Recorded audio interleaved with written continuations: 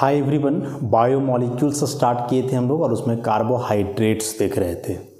Carbohydrates का classification पढ़ रहे थे जिसमें दो आधार पे कार्बोहाइड्रेट को हम लोग बांट चुके थे। एक था हाइड्रोलाइसिस प्रोडक्ट कितने मिलते हैं उस आधार पे, जिसमें मोनोसेकेराइड, ओलिगोसेकेराइड और पॉलीसेकेराइड देखे, और दूसरा था उसके टेस्ट के आधार पे जिसमें शुगर और नॉन शुगर देखे। आज अगला क्लासिफिकेशन है इसका on the basis of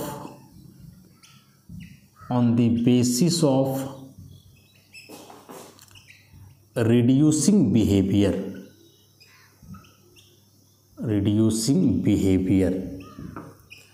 on the basis of reducing behaviour के आधार पे कार्बोहाइड्रेट्स को कैसे बांटा गया है।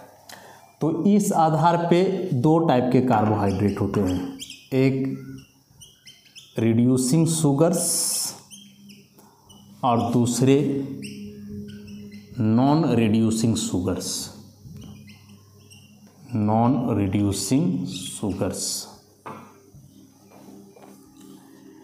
अब ये है क्या, रिड्यूसिंग और नॉन रिड्यूसिंग शुगर है क्या।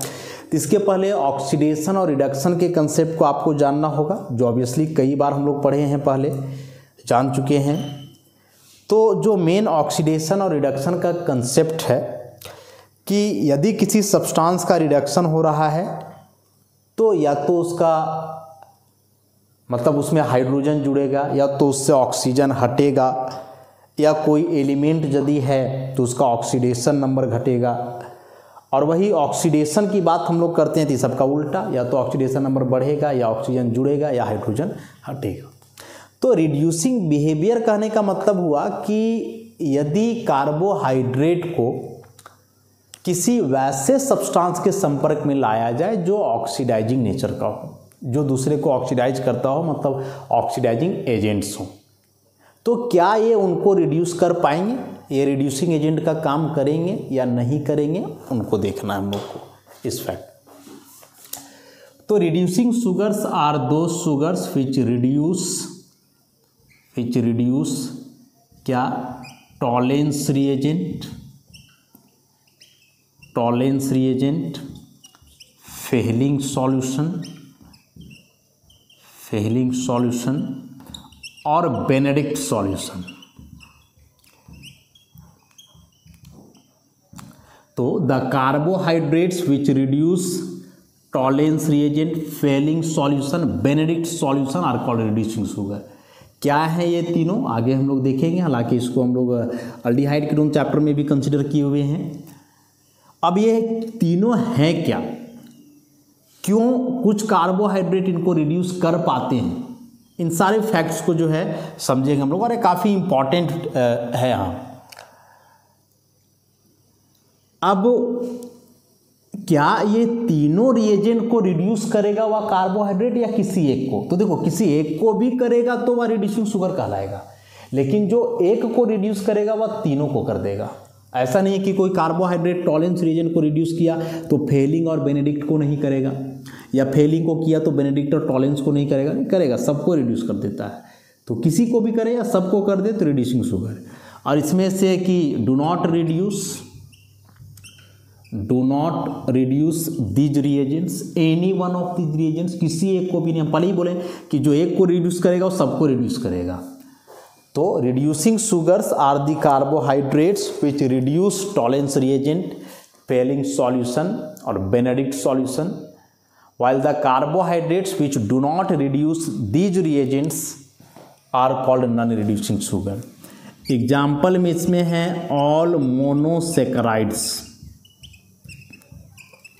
और डाइसेकेराइड में माल्टोज एंड लैक्टोज। इसमें है पॉलीसेकेराइड्स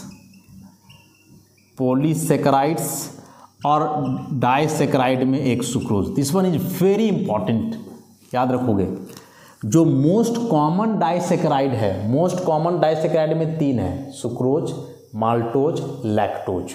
तो उसमें से maltose and lactose are reducing sugars, while sucrose is non reducing.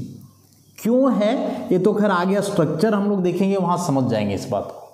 और स्ट्रक्चर जब आगे हम लोग इन सारे कार्बोहाइड्रेट्स को पढ़ेंगे, जो पढ़ना है, तो वहाँ से यह कंसेप्ट सामने आएगा कि आखिर सुक्रोज नॉन रिड्यूसिंग क्यों है और ये रिड्यूसिंग क्यों है, जबकि दोनों ये सभी डाइसेक्राइड्स ही हैं। तो वहाँ तो फिलहाल ऑब्जेक्टिव के लिए ये काफ़ी इंपॉर्टेंट है। देखो मोनोसेक्राइड जितने हुए वे सभी रिड्यूसिंग हुए, इसमें कोई दिक्कत नहीं है, लेकिन जो डाइसेक्राइड है उसमें से एक सुक्रोज ही अलग है जो नॉन रिड्यूसिंग है, मतलब जो इन तीनों में से किसी को भी रिड्यूस नहीं करता है। तो आगे देखेंगे, बस अभी इसको याद रखना कि sucrose is the only disaccharide which is non reducing sugar. तो उसके पहले अब हम लोग तीनों रिएजेंट्स के बारे में डिटेल में जानें कि ये तीनों रिएजेंट्स होते क्या हैं, कैसे कोई इन तीनों रिएजेंट्स को रिड्यूस करता है उसको। तो सबसे पहले इसमें हम लोग देखेंगे टॉलेंस रिएजेंट के बारे में। नाम है टॉलेंस रिएजेंट के बारे में। यह होता क्या है, तो Tollens reagent is the ammoniacal silver nitrate solution.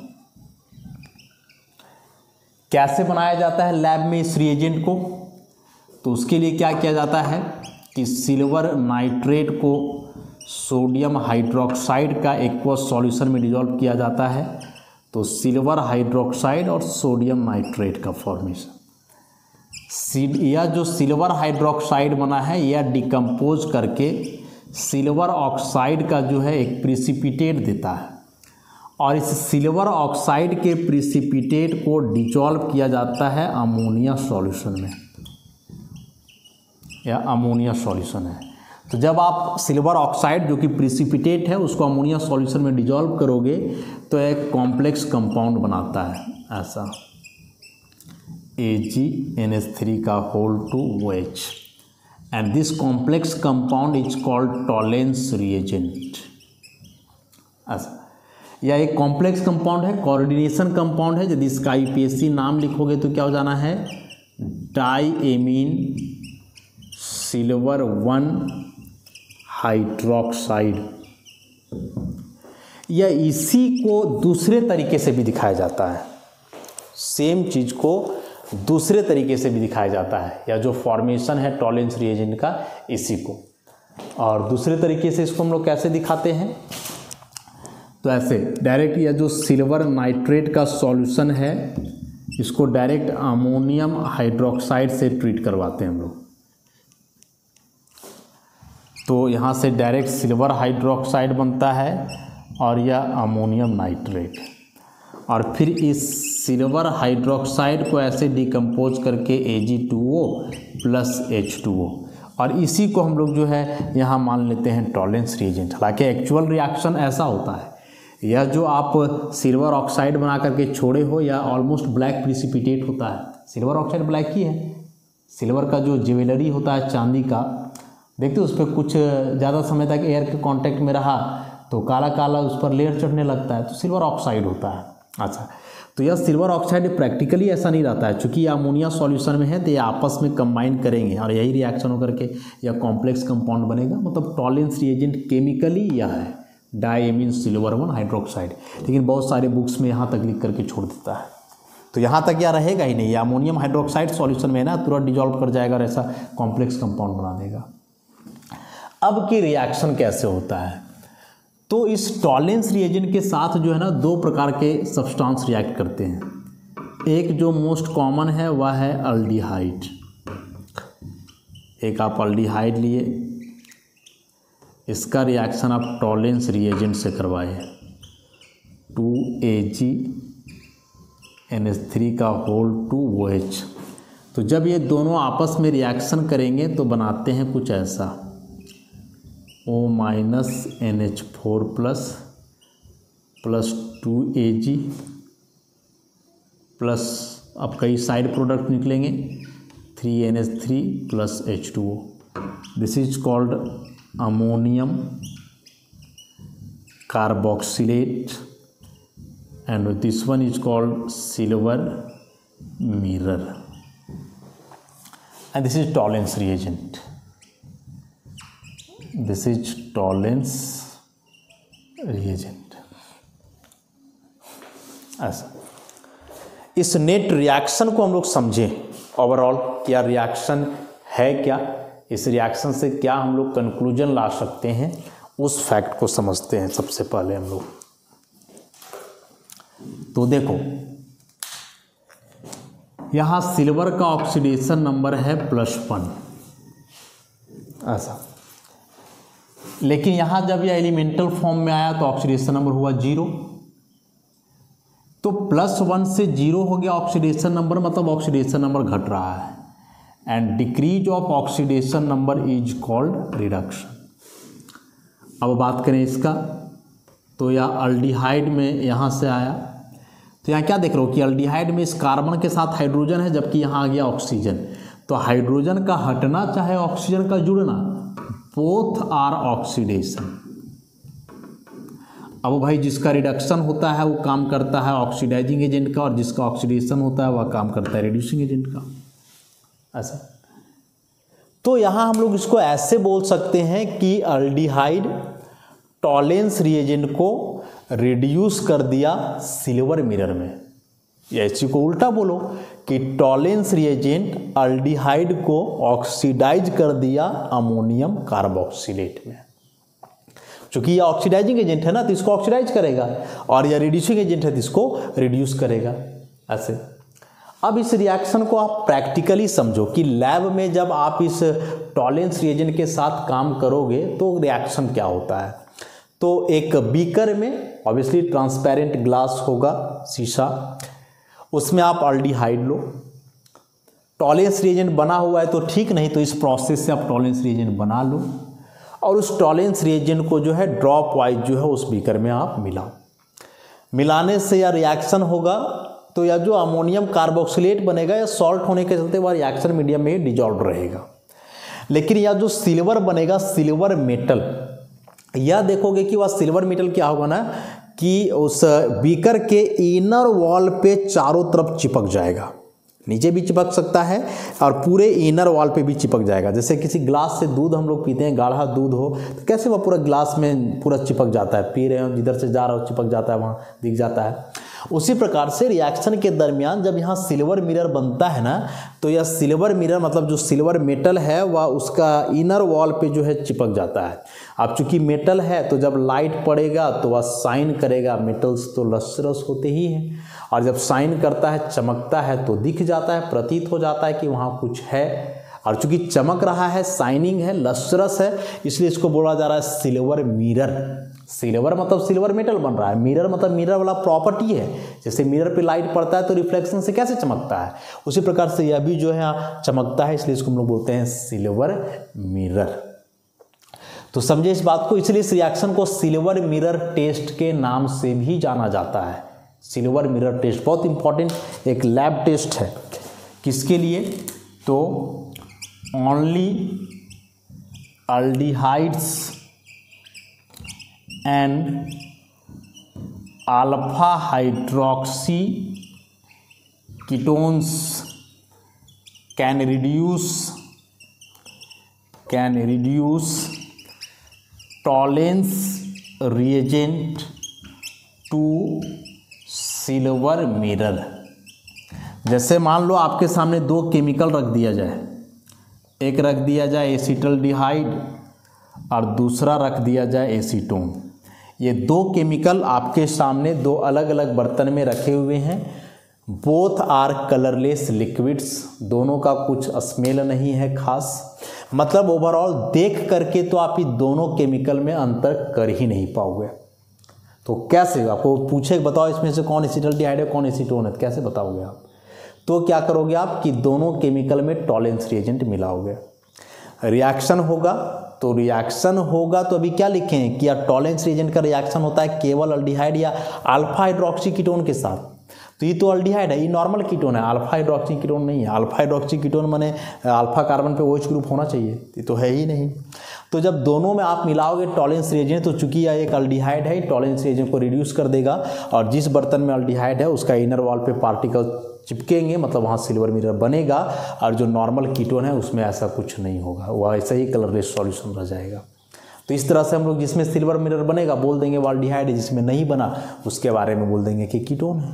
तो एक इम्पॉर्टेंट केमिकल टेस्ट है, अल्डिहाइड और कीटोन को डिस्टिंग्विश करने के लिए कि दोनों में अंतर करना हो तो इस रिएजेंट के आधार पे हम लोग अंतर कर सकते हैं। तो यह था टॉलेंस रिएजेंट के बारे में।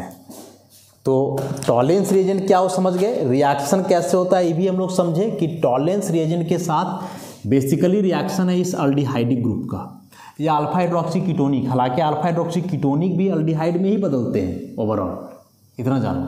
तो मेनली जानो कि यह जो CHO ग्रुप है ना वह रिएक्शन के दरमियान या कार्बोक्सिलिक एसिड या उसके सॉल्ट में जो है ऑक्सीडाइज होता है, यही काम है इसमें। तो यहाँ टॉलेंस रिएजेंट एक ऑक्सीडाइजिंग एजेंट का काम किया। तो यह हम लोग देखे एक रिएजेंट टॉलेंस रिएजेंट। ऐसे ही फेलिंग सॉल्यूशन भी होता है।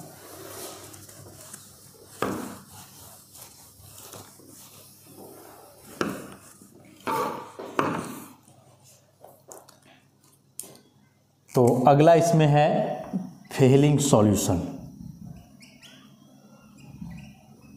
फेलिंग सॉल्यूशन,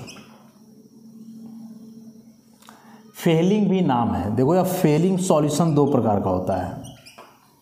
एक है फेलिंग सॉल्यूशन ए, जो क्या होता है तो कॉपर सल्फेट पेंटाहाइड्रेट का एक्वस सॉल्यूशन, और एक होता है फेलिंग सॉल्यूशन बी, जो क्या होता है एक्वस सोडियम हाइड्रोक्साइड का सॉल्यूशन प्लस रॉसेल सॉल्ट।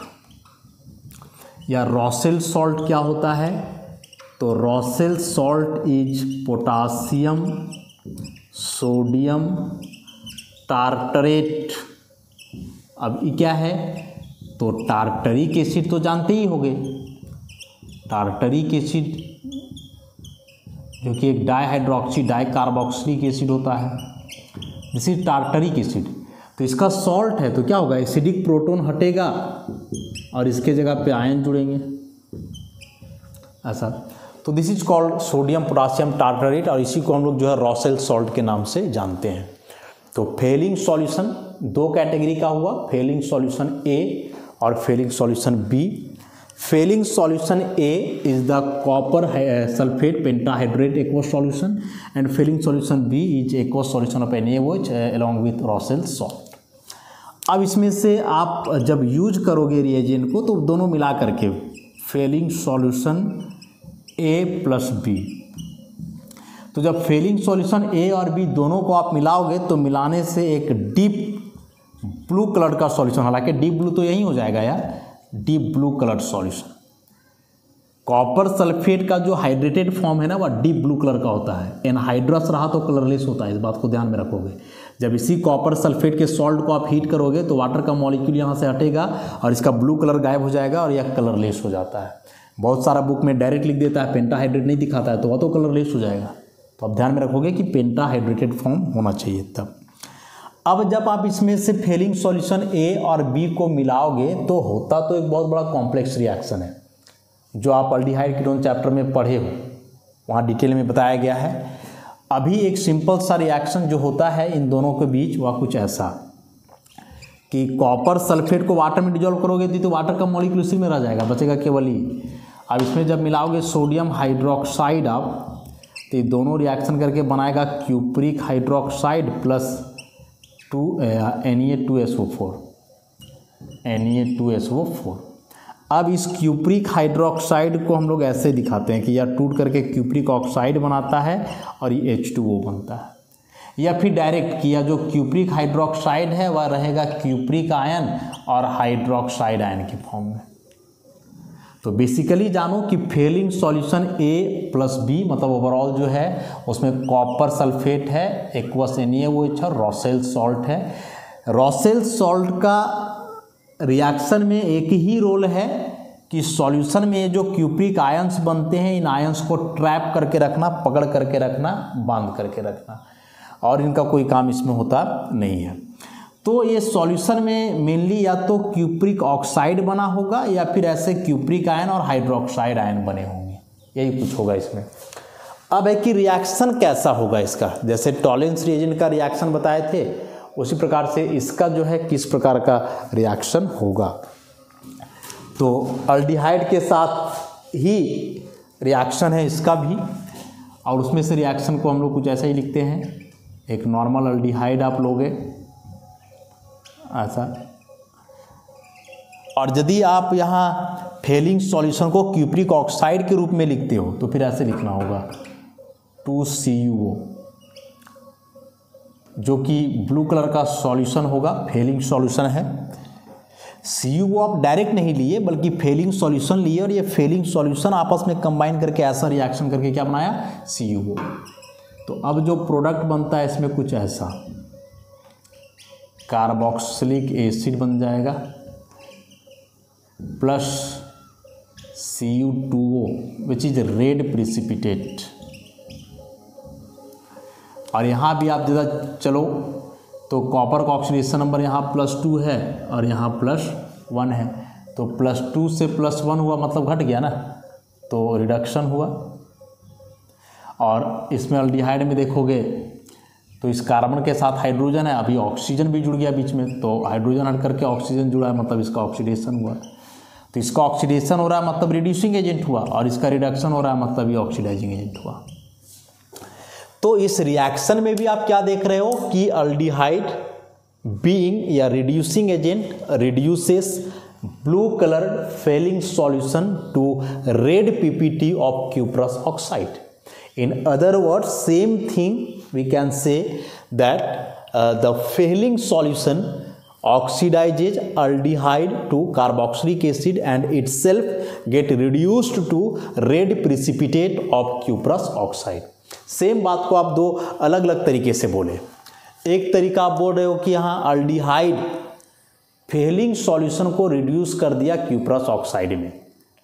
पता कैसे चलेगा, तो कलर चेंज के आधार पे कि शुरू में ब्लू है, रिएक्शन हुआ तो वह रेड प्रिसिपिटेट के रूप में अपीयर हुआ।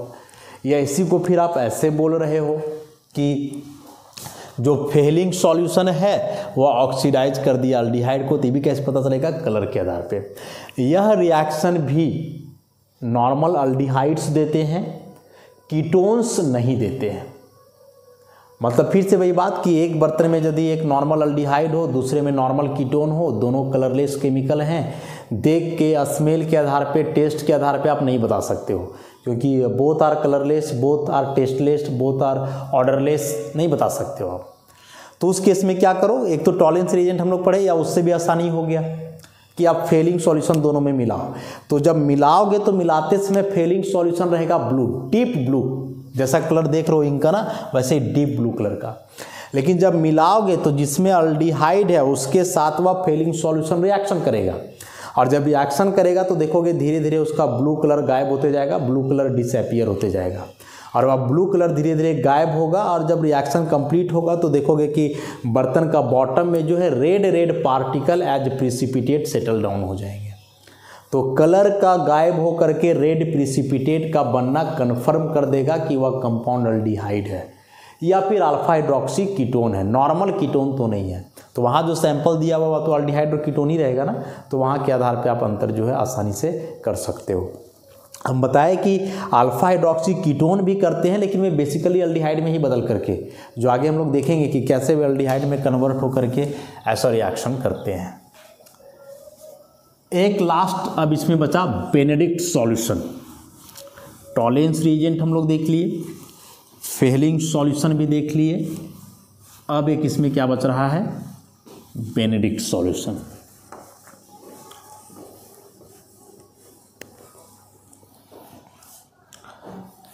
बेनेडिक्ट रिएजेंट या बेनेडिक्ट सॉल्यूशन, बेनेडिक्ट सॉल्यूशन।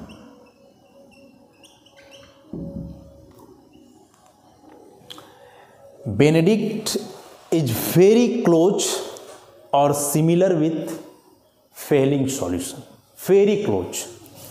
कैसे, तो it is aqueous copper sulphate solution. तो एक्वस से मतलब ये पेंटाहाइड्रेट ही रहेगा ऐसा, plus aqueous sodium hydroxide solution plus sodium citrate what is sodium citrate, बस वहाँ था सोडियम पोटासियम टार्टरेट रॉसेल सॉल्ट, यहाँ सोडियम सिट्रेट। तो सोडियम सिट्रेट सिट्रिक एसिड का सॉल्ट हुआ ना, ऐसा।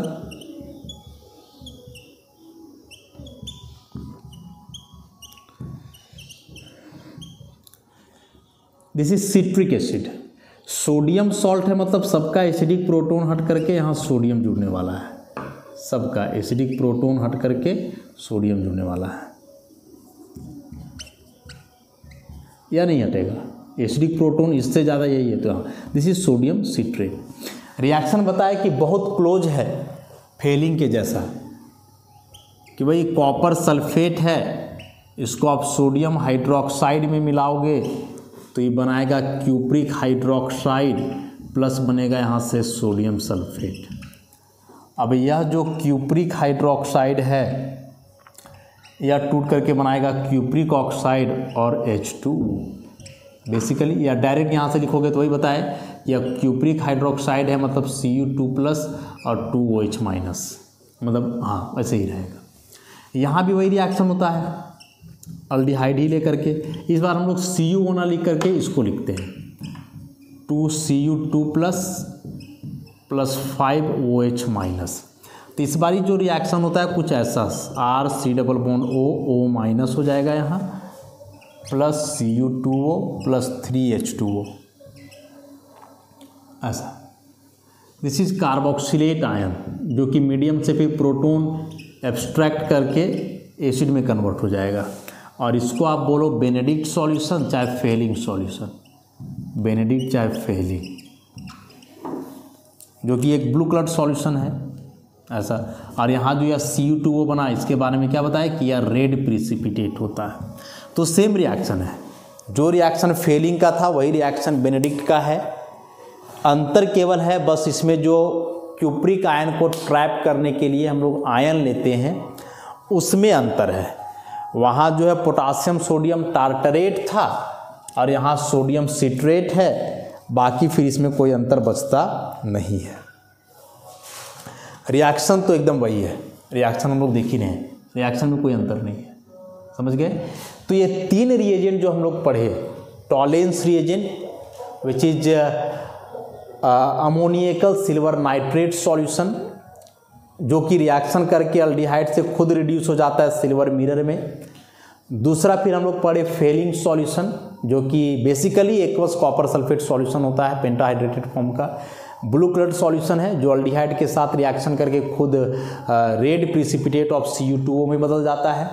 एंड सिमिलर बेनेडिक्ट सॉल्यूशन, जो कि ऑलरेडी एक ब्लू है, लेकिन रिएक्शन जब होगा तो ऑक्सीडाइजिंग एजेंट होने के चलते बगल वाले स्पीसीज को ऑक्सीडाइज करेगा और खुद जो है रिड्यूस हो जाएगा क्यूप्रस ऑक्साइड में, जो कि फिर से एक रेड प्रिसिपिटेट के रूप में अपीयर होता है। तो इसमें जो ऐसे कलर चेंज हो रहे हैं ना, तो इस कलर चेंज के आधार पर ही हम लोग बात को कन्फर्म करते हैं या समझते हैं।